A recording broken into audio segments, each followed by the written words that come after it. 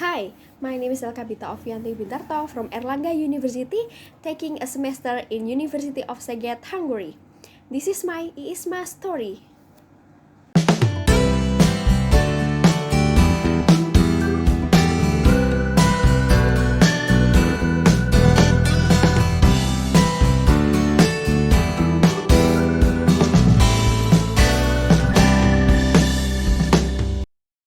Hello, I'm Elka. Studying abroad, especially in Europe, has been my biggest dream since when I was younger. Now, I'm literally living the dream through the most incredible program called IISMA. ISMA, or Indonesia International Student Mobility UPES, is a program initiated by the Ministry of Education and Culture of the Republic of Indonesia that allows university students to study in numerous universities around the world through a fully funded SIM for one semester. I found out about this program from the international office of my home university.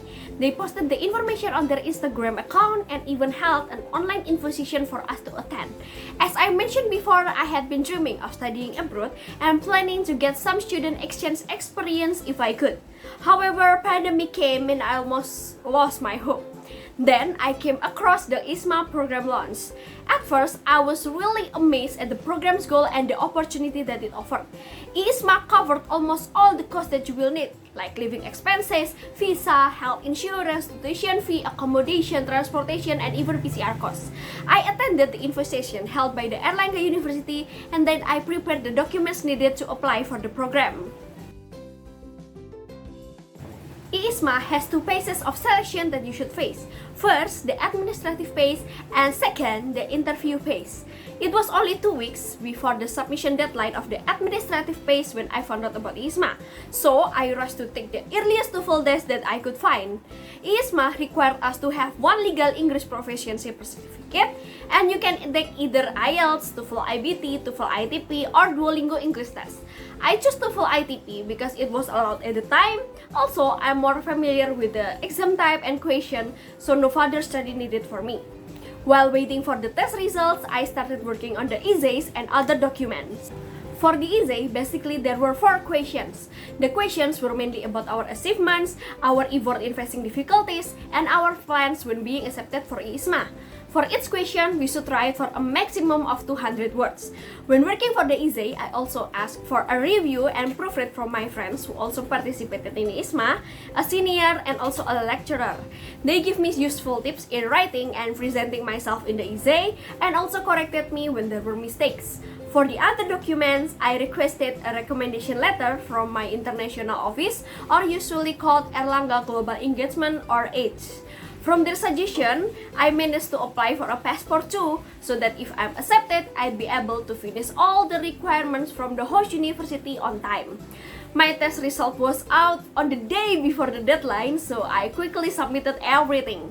From this experience, those of you who want to join IISMA can prepare your English proficiency test from now on, so you don't have to worry about it. It took us about a week to get notified that we passed the first selection phase. There were around 3,000 applicants and only 2,000 made it to the second phase.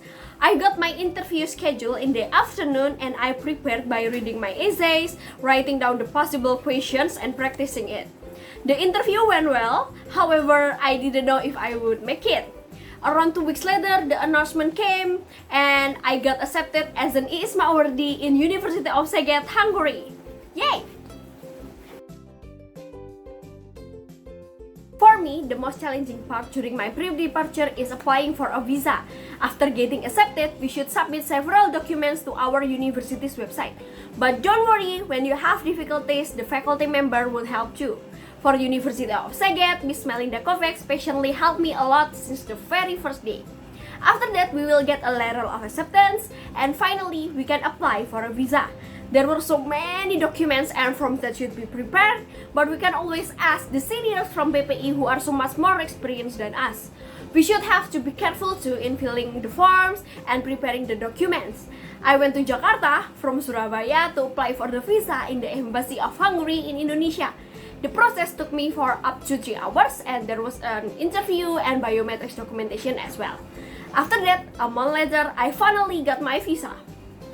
4 days after all ISMA Szeged awardees got their visas on hand, we finally had our departure to Hungary.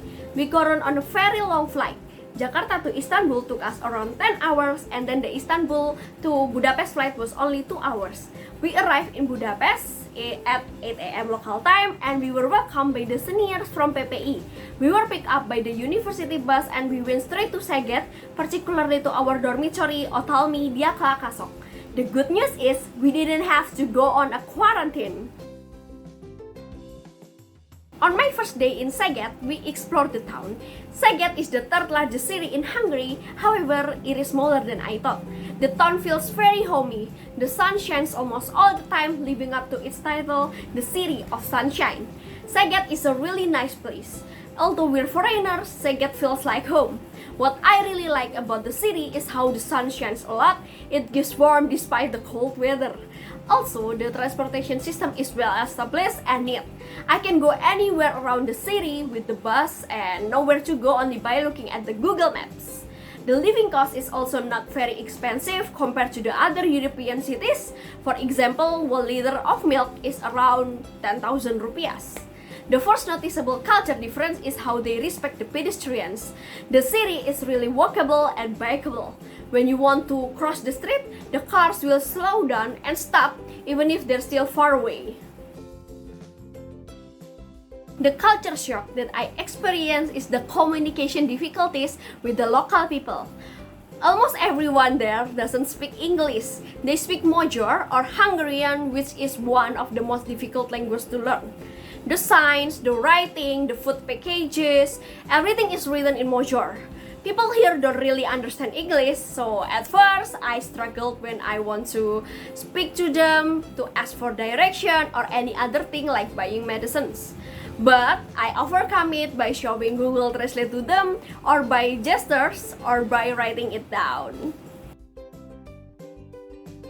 In University of Szeged, I took 4 courses. It didn't take me long to settle because the courses are fun. I also read several materials before the class so that I can understand the lecture better. The lecture practice and style is really different from what I had in Indonesia. In here, the lecturers use several methods to teach that include games, unique assignments like cooking together with friends, and project-based learnings. The lecturers are also very great listeners and really understanding. I only need to adjust to the studying habit a little bit, and it's from being serious to having fun. We didn't have midterm exams, just finals. There were written tests too, but it only contributes a certain percentage of our grades. Therefore, we needed to complete all the tasks and assignments in order to get a good grade. I passed all the assessment very well with very good grades. Outside the class, my ISMA awardees and friends also managed to hold an event to celebrate Youth Pledge Day, and so many international friends and professors came and learned about Indonesian culture. Also, my public relations lecturer took me around the local museum twice with the other 2 ISMA awardees. We could learn about Hungary's important people and the history and culture, and if I could go back in time, I would visit more museums to learn Hungarian history and explore more about this country. After accomplishing ISMA program, I discovered who I really am and what I really want to do in life. I become more independent and I can make precise decisions for myself more easily. The most memorable experience that I had is that I managed to learn and explore Europe with the other ISMA awardees. Everything from this ISMA experience is valuable, like the friendship, the lessons, the self-development, everything. I learned that you can have fun while learning something. Therefore, when I go back to Indonesia, I want to develop a youth development platform with fun and fresh projects so people can learn in the happiest way possible, which aligns with my initial commitment in ISMA admission. Therefore, I'm officially ISMA biased because the experience in it is an eye-opening and life-changing opportunity that I would not trade for anything in the world. So, what are you watching for? Let's be bold to go abroad!